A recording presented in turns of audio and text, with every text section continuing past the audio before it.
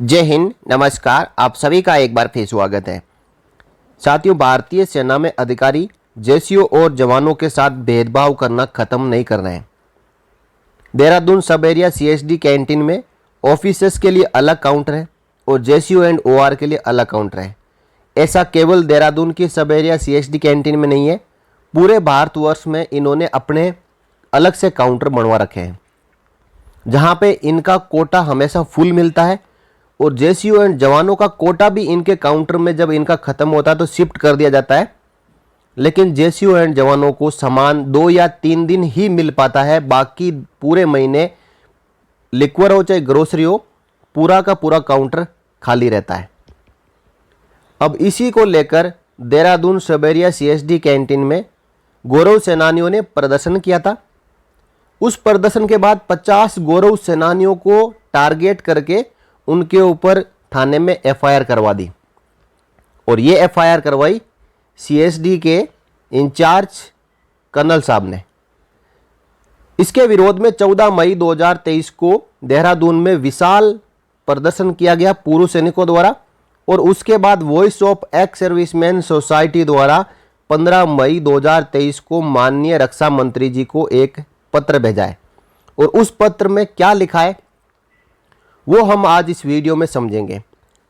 सब area canteen Dehradun में British मानसिकता के अधिकारी के होस्टाइल डिस्क्रिमिनेशन से आक्रोशित पूर्व सैनिकों का प्रदर्शन। मोदी जी, ये सरकार के लिए भी बहुत शर्मनाक बात है कि सब एरिया कैंटीन देहरादून में फैली अव्यवस्था, सब एरिया कमांडर देहरादून का तानाशाही रवैया और ब्रिटिश कालीन सोच और मानसिकता वाले अधिकारी वर्ग जो स्वतंत्रता के इस अमृत काल में भी प्रधानमंत्री जी के निर्देश के बावजूद भी होस्टाइल डिस्क्रिमिनेशन से पूर्व जवान, जेसीओ और वीर नारियों का शोषण करते हैं, उत्पीड़न करते हैं और ह्यूमिलिएट कर रहे हैं, जिसके विरोध में 14 मई 2023 को देहरादून में विशाल प्रदर्शन हुआ। प्रदर्शन के मुख्य निम्नलिखित कारण थे। पहला, देहरादून कैंटीन के अंदर अधिकारी वर्ग के लिए एक अलग पोर्शन बनाया गया है जहां सामानों की प्रचुर मात्रा रहती है और जेसीओ जवान वाले भाग में सामानों का अभाव रहता है। अफसर और जेसीओ जवान का अलग अलग कैंटीन या पोर्शन ना होकर एक ही पोर्शन हो और सभी जगह सामान उपलब्ध हो। दूसरा, कैंटीन प्रॉफिट से काउंटरों की संख्या बढ़ाई जाए और विकलांग सैनिक, महिलाओं और सीनियर सिटीजन को छोड़कर अन्य सभी वर्ग के लिए एक जनरल काउंटर हो। कैंटीन प्रॉफिट से कैंटीन में अन्य सुविधाएं भी बढ़ाई जाए और कैंटीन की मैनेजमेंट कमेटी का गठन हो जिसमें पूर्व जेसीओ, एनसीओ जवानों को प्रतिनिधित्व उनकी संख्या के अनुपात में हो। कैंटीन प्रॉफिट का ब्यौरा पूर्व सैनिकों के बीच सार्वजनिक किया जाना चाहिए क्योंकि प्रॉफिट उन्हीं से लिया जा रहा है और पूर्व सैनिकों की मीटिंग बुलाकर पूरा लेजर और अकाउंट दिखाना चाहिए। तीसरी, सीएसडी के कर्मचारी और कैंटीन मैनेजर का व्यवहार उच्च स्तर का होना चाहिए और शिकायत पर इनको तत्काल हटाया जाना चाहिए। चौथा, लिक्वर और वस्तु पूर्व सैनिकों पर थोपे नहीं जाना चाहिए, जो वो डिमांड करे वही दिया जाना चाहिए।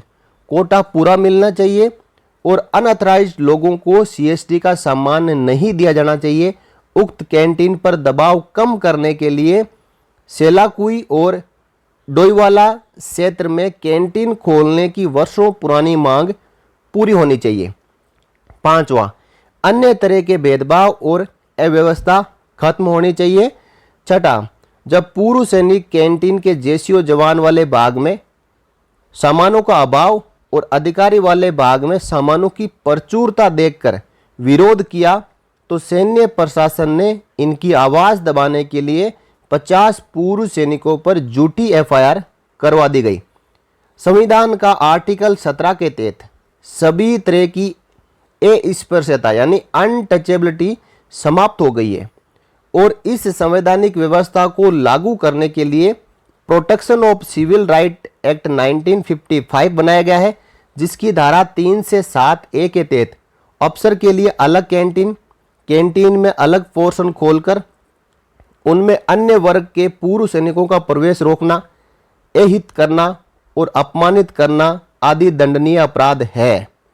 सैन्य प्रशासन का आचरण उपभोक्ता संरक्षक अधिनियम सहित संविधान के कई प्रावधानों के भी खिलाफ है।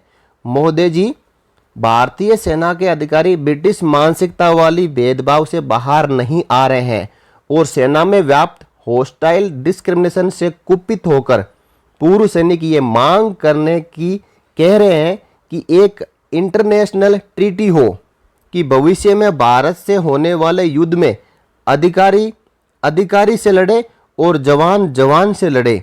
सेना अधिकारियों के हॉस्टाइल डिस्क्रिमिनेशन, चाहे वो CSD हो, ECHS हो, केंद्रीय सैनिक बोर्ड हो या फिर DGR में हो, इन सब को समाप्त करने में सरकार विफल रही है, जिससे पूर्व सैनिकों की नाराजगी आपके सरकार के प्रति बढ़ती जा रही है। उपरोक्त भेदभाव और समस्याएं देश के सभी कैंटीनों में है और ऑफिसर और JCO जवान की अलग अलग कैंटीन पोर्शन पिछले कुछ सालों में ही हुई है। देहरादून में जहां IMA है, जहां इसकी स्थापना करने वाले फील्ड मार्शल चैटवुड के निम्नलिखित संदेश लिखे हुए हैं। First, the safety, honour and welfare of your country come first always and every time, यानी देश की सेवा सर्वोपरि है। दूसरी बात, यानी एक अधिकारी को बता रखा है कि वो क्या क्या करेगा। पहले वो अपने देश की सेवा करेगा। दूसरी, the honour, welfare and comfort of the man you command come next. दूसरा, जिन JCO जवानों के ऊपर तुम कमांड करोगे वो सेकंड नंबर पर आएगा और अपनी पेट पूजा तीसरे नंबर पर आएगी। Third, your oven is comfort and safety come last always and every time, यानी जो आपकी खुद की सुख सुविधा और सुरक्षा सबसे लास्ट में आएगी हमेशा। लेकिन यहाँ उल्टा हो चुका है। यहाँ जो तीसरा चैटवुड का पॉइंट है वो पहला बन चुका है। उसके बाद जवानों का दूसरे नंबर पर आ चुका है और देश की सेवा तीसरे नंबर पर आ चुकी है। लड़ाई में सबसे पीछे रहते हैं, JCO जवानों पर कमांड करते हैं और अपनी सुख सुविधा का सबसे पहले ख्याल रखते हैं। बड़े भेदभावी लोग हैं ये सेना के अधिकारी। लेकिन सैन्य अधिकारियों का आचरण IMA के मोटो से अलग है।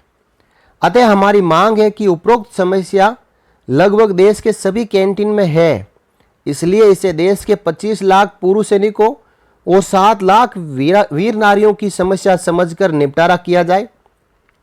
सभी रैंक का लिक्वर्स और वस्तुओं और कारों का इंटाइटलमेंट एक समान हो और कैंटीन प्रॉफिट मेंटेनेंस कॉस्ट छोड़कर CFI में जमा कराया जाए। देहरादून के पूर्व सैनिकों के ऊपर दर्ज झूठे मुकदमे को वापस लिया जाए और सब एरिया कमांडर देहरादून और कैंटीन मैनेजर को तत्काल प्रभाव से हटाया जाए। वीर बहादुर सिंह जी ने ये लेटर रक्षा मंत्री जी को लिखा है। साथ ही इसकी कॉपी रक्षा राज्य मंत्री भारत सरकार, रक्षा सचिव महोदय को भेजिए और इसी के साथ साथ CDS को और secretary department of ex serviceman welfare और उत्तराखंड के मुख्यमंत्री जी को इस पत्र की कॉपी भेजी गई है। भेदभाव के बारे में जितना कहे उतना ही कम है। ये अधिकारी है कि इनको जितना दो इनको संतुष्टि नहीं होती है। ये अपनी मर्जी से कैंटीनों में अलग से काउंटर खुलवा लेते हैं, ECHS में अलग से डॉक्टर बिठवा लेते हैं और जहां इनकी चलती है DGR में इन्हीं को कॉन्ट्रैक्ट मिलते हैं, चाहे सिक्योरिटी का हो या फिर कोई कोल ट्रांसपोर्टेशन का हो या इसके अलावा जितनी योजनाएं हैं सबसे पहले इनको चाहिए, उसके बाद बचेगी क्या। इतनी स्कीम आती है और ये अपनी आंख उसके ऊपर चील के जैसे गड़ाए रखते हैं कि कोई स्कीम आए तो वहाँ पे भी अधिकारी बैठा है, वो अपने भाई की ही बात करेगा, अपने भाई को पहले कॉन्ट्रैक्ट दिलवाएगा, उसके बाद JCO एंड जवान उनके नीचे काम करते रहे। बहुत ही दर्दनाक हालात हो चुके हैं सेना में और ये अधिकारी सरकार को भी बदनाम कर रहे हैं और JCO जवानों का लगातार शोषण भी कर रहे हैं। इन अधिकारियों की वजह से ही यदि कहीं पे सरकार के ऊपर आंच आती है, जो वोटों का ध्रुवीकरण होता है, तो इनकी मनमानी और असंवैधानिक जो इनके आदेश होते हैं उन्हीं की वजह से होता है। समय आ चुका है, सरकार को जल्द से जल्द जगना पड़ेगा।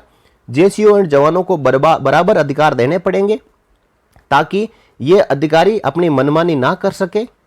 और यदि जिस दिन ऐसा हो गया तो सेना में एक शिथिलता आ जाएगी, सामान्यकरण आ जाएगा और जेसीओ एंड जवानों को कोई ऐतराज नहीं होगा। इसी की बात करें तो ओआरओपी का जो मुद्दा है, पेंशन में विसंगतियां हैं, वो इन्हीं के कारण उजागर हुई है, इन्हीं के कारण वो विसंगतियां पैदा हुई है। यदि इनसे ना पूछा होता, सरकार अपनी मर्जी से ओआरओपी 2 लागू करती या ओआरओपी 1 लागू करती, तो आज किसी प्रकार की विसंगतियां नहीं होती। जो इनमें ओआरओपी 1 हो चाहे ओआरओपी 2 हो या इससे पहले जितने भी पेंशन के भेदभाव हो पे कमीशन में, वो सब इनकी तुच्छ मानसिकता के कारण पैदा हुए हैं। यदि ये अपना भला ना चाहते, पहला वो देश का भला चाहते, दूसरा जेसीओ जवानों का, तीसरा अपना भला चाहते, तो ये इस प्रकार की पेंशन विसंगतियां पैदा ही नहीं होती। लेकिन जो टचवुड का नारा है उसको ये उल्टा समझ बैठे हैं, नीचे से पढ़ना शुरू करते हैं। इसलिए जेसीओ एंड जवान हमेशा कुचले, दबे और शोषित होते जा रहे हैं। जानकारी इस वीडियो में दी गई आपको। यदि अच्छी लगी हो तो वीडियो लाइक और शेयर जरूर करिएगा और चैनल पर नए हो तो सब्सक्राइब जरूर कर लीजिएगा, क्योंकि बने रहिए चैनल के साथ। अगले वीडियो में फिर मिलेंगे, तब तक के लिए जय हिंद, जय भारत, वंदे मातरम।